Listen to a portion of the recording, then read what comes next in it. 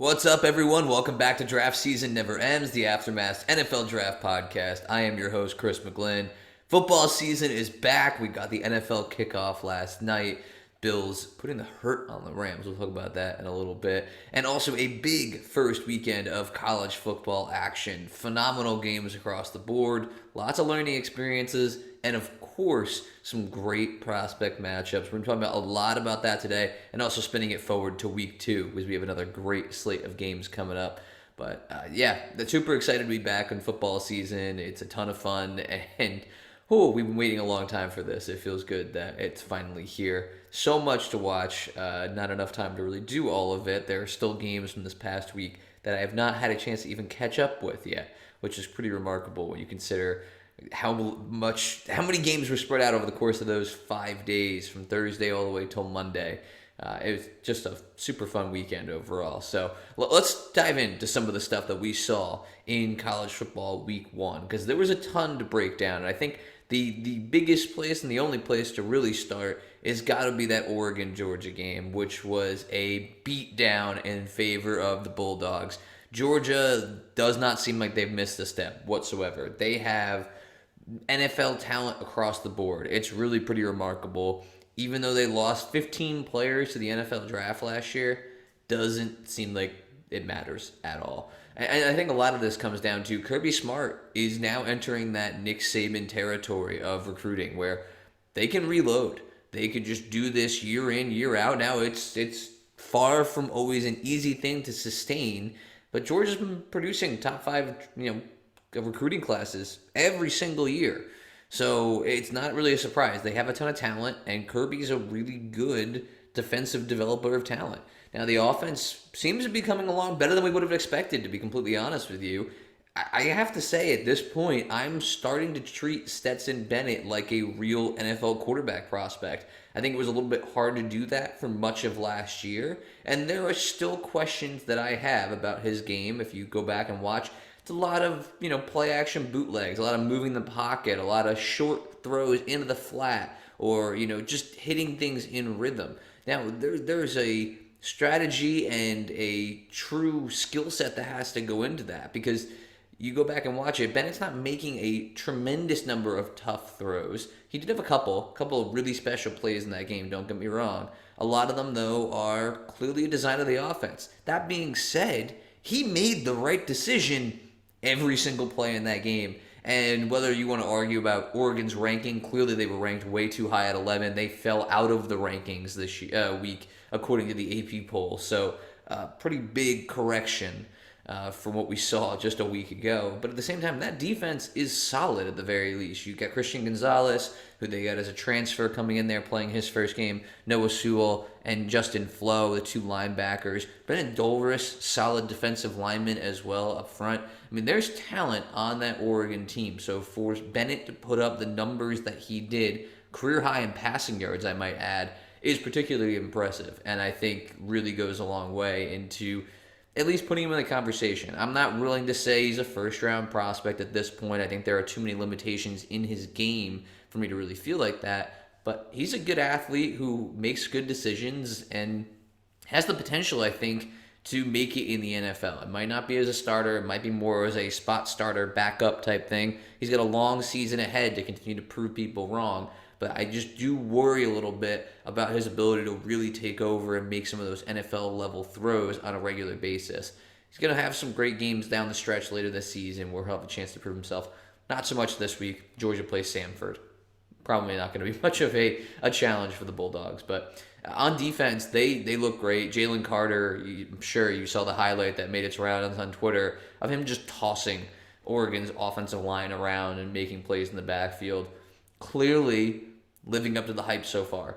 Again, it's one game, trying not to overreact to all of it, but at the same time, it's a really, really good start for Georgia. Keely Ringo looked good as well. Christopher Smith, guy that I think was probably on the fringes of draft consideration, might need a second look from a lot of draft evaluators based on what we've seen from him, because it's a really, really good start. And on the Oregon side, I mentioned Sewell. I was disappointed with what I saw from Sewell. I went back and watched the tape for him, specifically trying to highlight him and figure out what went wrong. Just all over the place in terms of his reads, constantly seemed like he was out of place, out of position, which is just never a good spot to be in, and was just really unimpressed and underwhelmed by the performance we got. There were some good plays mixed into the tape. It wasn't all bad, but I think from what my expectation was of him, it fell well short of that in this game. So a disappointing game for Oregon all the way around. Bo Nix looked terrible. I think we could probably put a lot of the NFL draft talk around him to bed. It didn't really seem like it made much of a difference for him moving from Auburn to Oregon. And well, it's a long way to go. I get that. There's more time for these guys to prove themselves. But for a guy that already had a lot of question marks around him, this is going to be the biggest test he gets. That's NFL talent on that Georgia defense. He fell well short of looking like an NFL quarterback in this first game. From there, I think the next logical jumping point would be Notre Dame Ohio State, which was a fantastic contest, much closer than I think people were anticipating. That 17.5-point spread. Now, Notre Dame's offense has its shortcomings. There's a bit of a ways to go here, no question about it, but they covered that thing comfortably. Only an 11-point game, Ohio State winning 21-10, and defensively, both teams looked pretty strong, and I think that's important, especially on the Notre Dame side, when you've got guys like Brandon Joseph, Isaiah Foskey, who could be potential first-round picks. Both look solid in this opener. I really think that Marcus Freeman is the biggest takeaway here is Marcus Freeman knows what he's doing on defense. We kind of knew that already, but this is a huge step to say, hey, we know how to approach this. We had a game plan here for how to limit Ohio State. CJ Stroud didn't have his best game of all time. He played okay. Now, keep in mind, there's a lot of turnover from a year ago. You lose Chris Olave, you lose Garrett Wilson.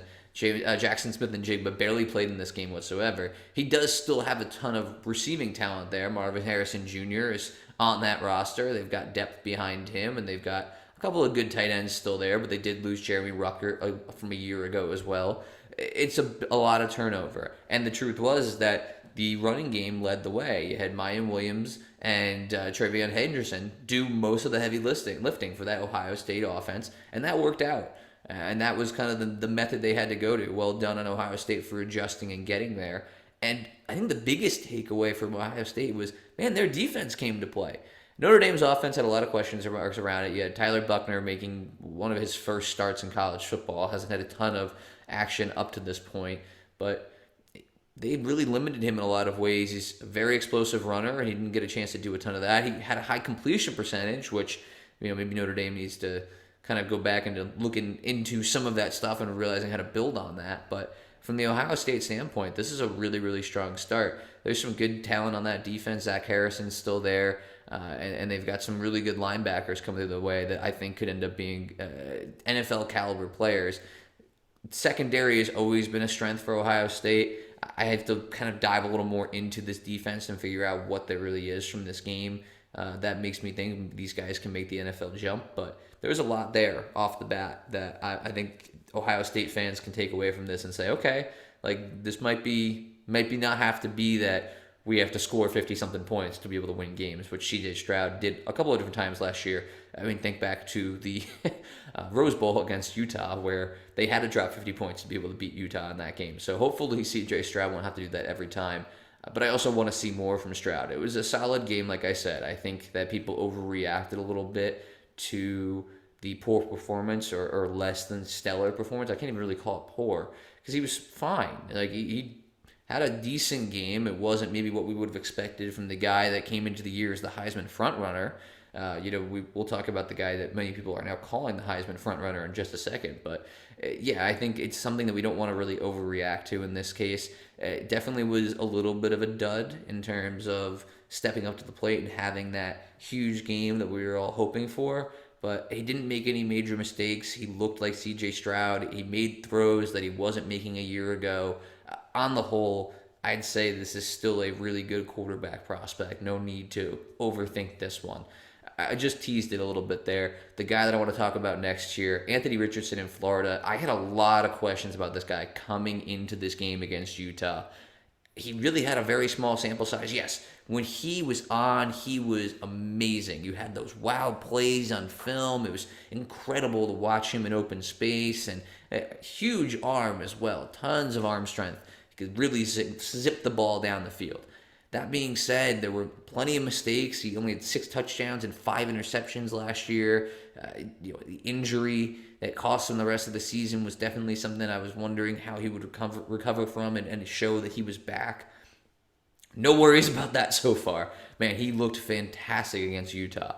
Mostly as a runner. He does a lot of the damage that he's able to do offensively on the ground, but his ability as a thrower is starting to develop as well, and I think that's important to note here. It's still a work in progress. Is he the best passer in this draft? Far from it. I think you could make an argument for Stroud or Young or probably even a couple others. Maybe it's Will Levis or Tyler Van Dyke or Grayson McCall. There are several other quarterbacks that I think are ahead of him when it comes to simply going down the field, picking apart a defense, being able to complete passes. That being said, I think there's enough of a skill set there that an NFL team is going to jump on this very early in this upcoming draft. I didn't have him in my way too early 2023 mock draft that I just dropped in the beginning of, I guess really the end of August, before the college football season started. And I can tell you that going forward, he will be in there. It's one of those things where I just needed to see it again from him, see how he responded, and going up against a really good Utah defense. I mean, that's the key thing here. I know that everybody's down in the Pac-12.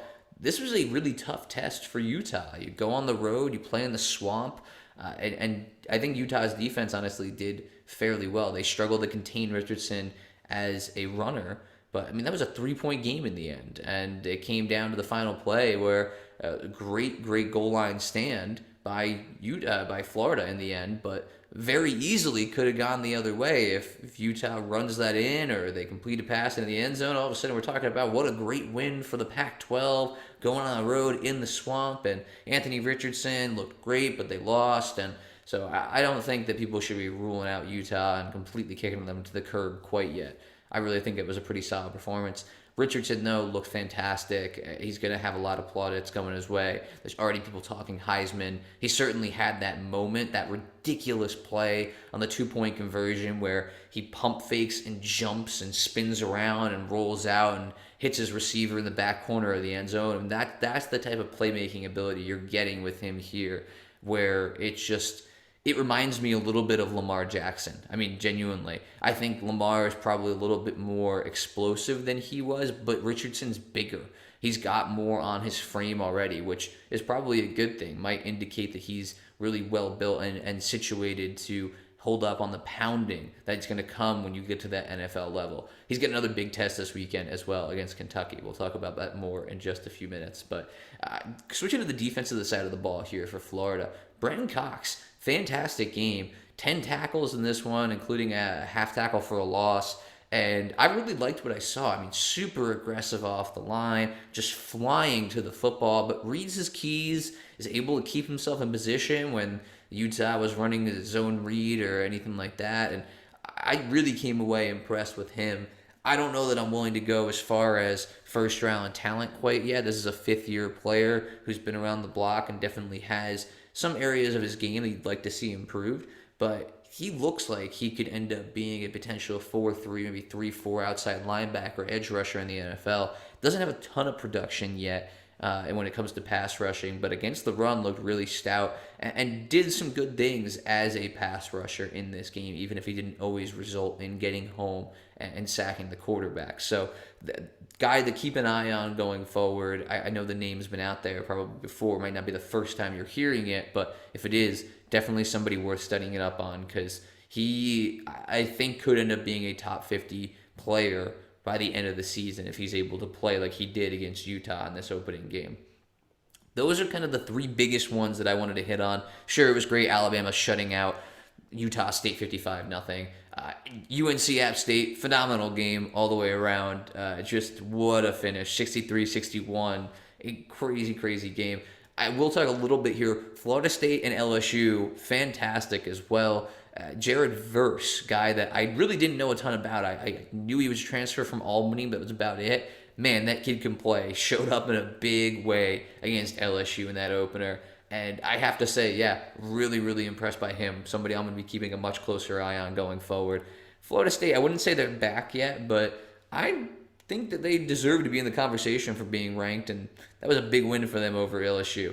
Granted, I also think there's an important thing to note here with the Florida State aspect of it. you ended up recovering 2 muffed punts, blocking a field goal, and blocking an extra point, and you won by 1. I mean, you dominated the turnover battle and the special teams and all of that type of stuff, and you still only won by 1 point. So, important to keep in mind that maybe Florida State does still have a bit of a ways to go here, and that while it's a big win, important win for them, they probably still need to prove themselves a little bit more consistently moving forward. But still, great to see Jared Verse, Jamie Robinson as well in that defense looked really, really strong. I like this Florida State defense. There's a couple guys on there that I'm excited to watch the rest of the way this season. But let's shift now and focus a little bit more on this upcoming week because, man, there's another great slate of games. It's going to be absolutely fantastic. I'm going to start with the one, I already mentioned it there before, Kentucky against Florida. That's going to be a fantastic quarterback matchup. Honestly, one of the best quarterback matchups we'll probably get from a draft prospect perspective at all this regular season. I mean, you've got Richardson, who, as I just talked about, likely pushing himself into top half of the first round consideration, maybe even top 10. Hell, I've seen him as the first quarterback off the board at this point, which I'm not going to go that far yet. That being said, it's not out of the realm of possibility. I mean, in an era where we've seen Joe Burrow come from off the radar and end up going before Tua Tagovailoa, where Zach Wilson ends up being the second quarterback drafted ahead of Justin Fields and Trey Lance and Mac Jones. It's not out of the possibility for a guy to just kind of come and I don't even think Richardson was really off the radar. That's the thing, is this isn't like somebody coming that nobody saw at any point this year. It was just a guy that we had some question marks about, but knew that had all of this incredible ability to get it done and seems to have taken the next step in his development. So that's going to be great. He'll get a chance to go up against a pretty solid and veteran-heavy Kentucky defense. Good test for him once again. And then on the flip side of it, you've got Levis, who is another player that many people are expecting to be a first-round pick, a potential top 10 pick in this upcoming draft. And he's going to go up against a talented Florida defense. I mean, they've got Gervin Dexter. I already talked about Cox, Ventrell Miller in that defense as well. There's a lot of NFL talent on that Florida defense, and this is going to be a big test for Levis. They were solid, if not unspectacular, against Miami, Ohio to open the season. That's not a real test for them, though. This is going to be a real test. And I have to say, I think Florida's probably had the edge here, only because they played against a really good opponent a week ago. They raised their level. They played in that tight contest where it's like, okay, we know how to win. We've been in this situation. Kentucky didn't have that. I mean, you won by 27 over a team that is regularly in like the middle layers of the MAC. That's not exactly a great opening test that makes you feel like, all right, cool, we're ready for the big contests that are coming their way. I'm super fascinated by this game. It's going to be a ton to watch within it.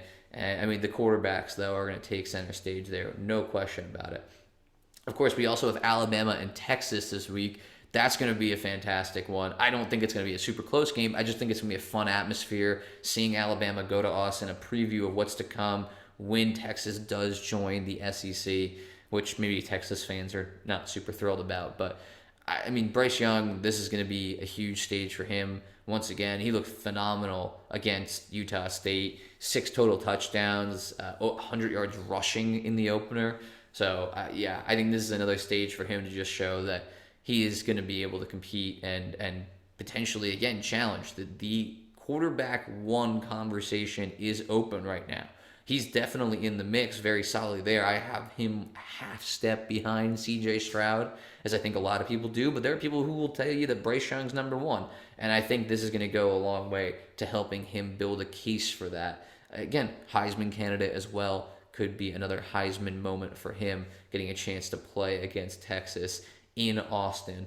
Also, let's peek ahead to next year. Quinn Ewers, this is going to be really fun to see him play against a really talented Alabama defense. There's definitely more NFL talent on Alabama's side of the ball, no question about it. But there's some good players here. Xavier Worthy, wide receiver from Texas, again, not eligible this year, but some guys to keep in mind going into the future. I just think overall this is going to be a super, super fun matchup and a high-scoring one at that. I expect this to be somewhere where we end up with maybe like a 48-24 type game, Alabama winning.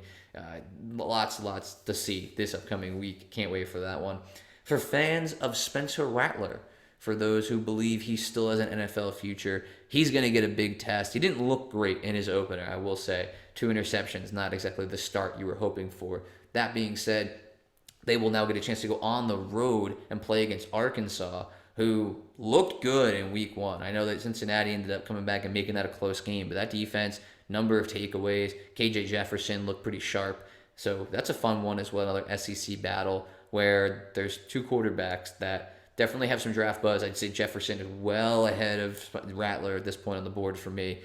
Just seems to be much more proven at this point, which is ridiculous to say about a guy that we thought was going to, when it comes to Rattler, who we thought might be a Heisman candidate, a Heisman favorite, really last year, ended up losing his job at Oklahoma before transferring to South Carolina. So this is a big test for Rattler. I think if he has any shot of keeping himself in the I'm draftable, you should consider me as a prospect to develop conversation, he needs to show something against Arkansas.